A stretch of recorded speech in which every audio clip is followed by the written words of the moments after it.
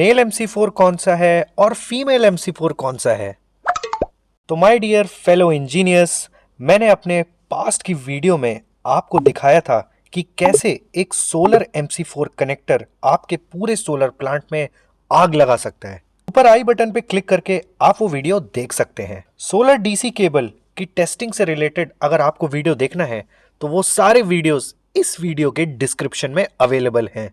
आज इस वीडियो में हम देखेंगे कि प्रैक्टिकली सोलर MC4 को क्रिम करने का सबसे अच्छा तरीका कौन सा है। एक MC4 की प्रॉपर क्रिम्पिंग एक बहुत इंपॉर्टेंट रोल प्ले करती है आपके सोलर पावर प्लांट की ओवरऑल हेल्थ पे। अगर क्रिम्पिंग प्रॉपर नहीं हुई तो MC4 मेल्ट होगा, सोलर प्लांट में आग लग जाएगी। और अगर MC4 ग्लैंड का प्रॉपर टाइटनेस नहीं होगा तो मॉइस्चर इनग्रेस की वजह से आपका सोलर स्ट्रिंग इन्वर्टर हमेशा ट्रिप होगा।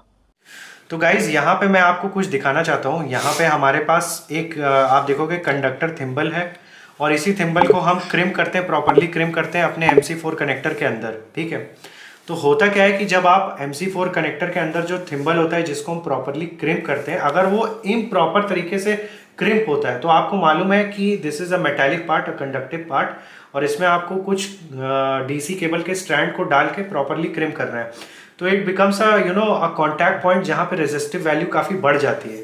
और जब किसी कंडक्टर में किसी पॉइंट पे एक रेजिस्टिव वैल्यू बढ़ती है ड्यू टू इम्प्रॉपर क्रिम्पिंग और इसकी वजह से, तो वहाँ पे रेजिस्टेंस बढ़ने से अनइवन फ्लो ऑफ चार्जेस होते हैं जिसकी वजह से हीटिंग बढ़ेगी और अल्टीमेटली क्या होगा, आपकी जो है प्लास्टिक बॉडी है MC4 की, ये मेल्टिंग होना स्टार्ट हो जाता है। ठीक है, दूसरा अर्जुन जी ने यहाँ पे ये बताया कि पोस्ट इंस्टॉलेशन होता क्या है कि अगर प्रॉपर इसकी ड्रेसिंग नहीं होती है केबल की, जस्ट इन केस MC4 अगर आप ओपनर आप देखते हो तो इसके साथ एक स्पैनर भी मिलता है जिसमें केसिंग बनी रहती है इसको पकड़ के लॉक करने के लिए। ठीक है, जस्ट इन केस अगर मैं कोई MC4 लेता हूँ तो MC4 को लॉक करने के लिए यहाँ पे मैकेनिज्म आता है जहाँ से MC4 लॉक हो जाता है। ठीक है, तो ये अगर आपके पास नहीं होगा, ये जिस तरीके से हम इसको प्रैक्टिकली यूटिलिटी स्केल पे लॉक किया जाता है, इस तरीके से अगर आप नहीं करोगे तो होता क्या है कि MC4 और MC4 बॉडी और उसके पीछे वाला जो स्लीव कवर है उसके बीच में अगर गैप आता है तो जो इसकी IP रेटिंग होती है वो कम हो जाती है। क्योंकि गाइज अगर आप जब भी MC4 कनेक्टर आप परचेज करते हैं उसका टेक्निकल स्पेसिफिकेशन शीट अगर आप उसमें देखोगे तो उसमें उसकी इलेक्ट्रिकल प्रॉपर्टीज़ के साथ उसकी IP रेटिंग भी दी होती है। तो बहुत सारे लोग ये सोचते हैं कि ठीक है हमने MC4 लगा दिया, वो तो IP68 रेटेड है, लेकिन वो तभी होगा जब आप इसको प्रॉपरली क्लोज करोगे। क्योंकि बार बार इसको खोलना क्लोज करना, इसके अंदर जो रबर के वॉशर्स होते हैं उसमें भी डीरेट हो जाता है बार बार खोलने में, और प्रॉपरली आप नहीं कर रहे हो तो अगर उसमें मॉइस्चर जाएगा तो ऑब्वियसली उसमें अर्थ फॉल्ट आएगा।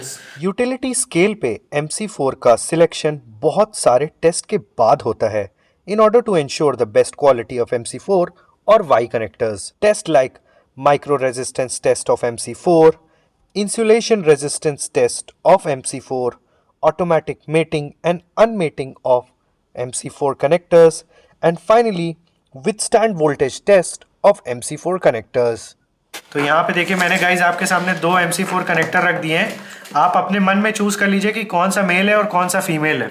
जी नहीं, ये मेल है और ये फीमेल है। ठीक है, तो समझ में आ गया गाइस, आप कंफ्यूज नहीं होना है। ठीक है, इसके बाद आप देखेंगे दोनों MC4 का देखेंगे अलग अलग कंडक्टर थिम्बल होता है। ठीक है, तो ये दोनों का साइज़ डिफरेंट होता है। साइज़ देखते ही पता लग जाता है कि इस वाले MC4 में हमारा ये थिम्बल यूज़ होगा और ये जो हमारा फीमेल वाला कनेक्टर है इसमें ये वाला थिम्बल यूज़ होगा। ठीक है, अब गाइस इसको आप इस तरीके से बता सकते हैं कि ये अपोजिट में लगते हैं। जो फीमेल है वो मेल में लगेगा, जो मेल है वो फीमेल में लगता है। Correct guys.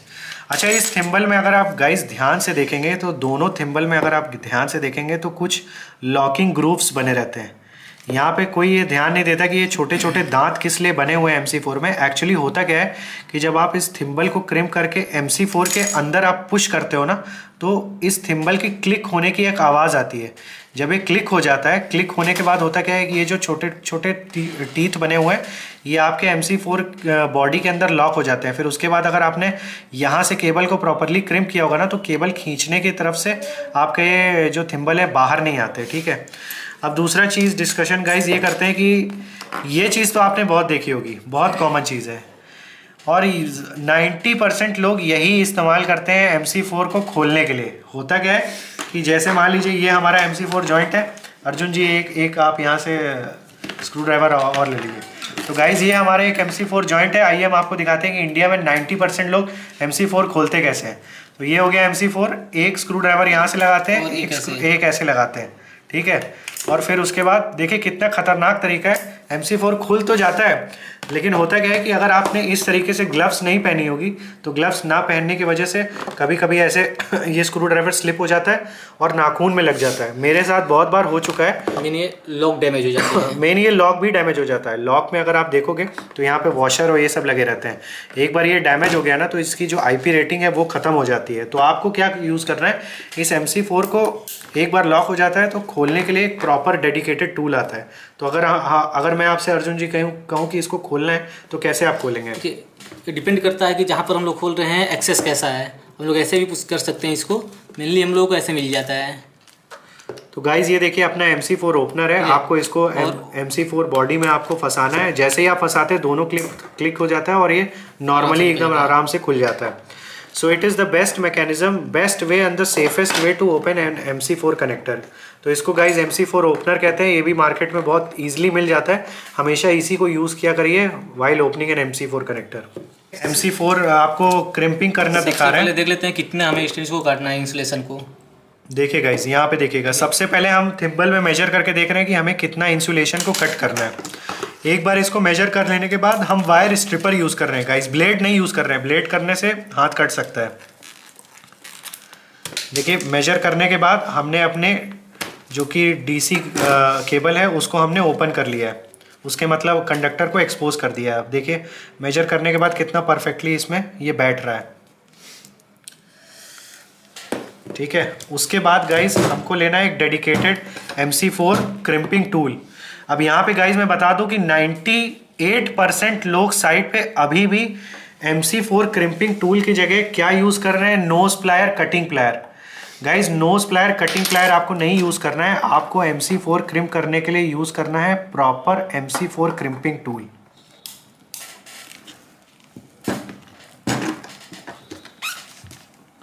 तो देखिए गाइस कैसे हम लोग ने MC4 क्रिम्पर के थ्रू ये जो आपका कंडक्टर है, ठीक है, जो थिम्बल है उसको हमने प्रॉपरली इसमें से क्रिम्प कर दिया है। तो क्रिम्प होने के बाद अगर आप देखोगे क्रिम्प होने के बाद ये जो आपका थिम्बल यहाँ पे लगा हुआ है, इसको मैं अगर पुल करने की भी कोशिश कर रहा हूँ तो ये इतने अच्छी तरीके से अभी इसकी बॉडी क्रिम्प हो गई है, आपको यहाँ पे दिख रहा होगा, ठीक है।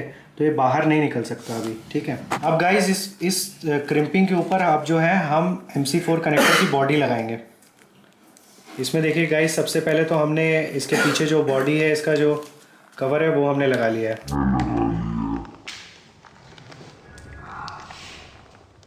और हमने इसको पुश कर दिया है, केबल में पुश कर दिया है, ठीक है। वो करने के बाद अब हम इस MC4 जो ओपनर है, MC4 ओपनर इसमें फंसाएंगे टाइट करने के लिए।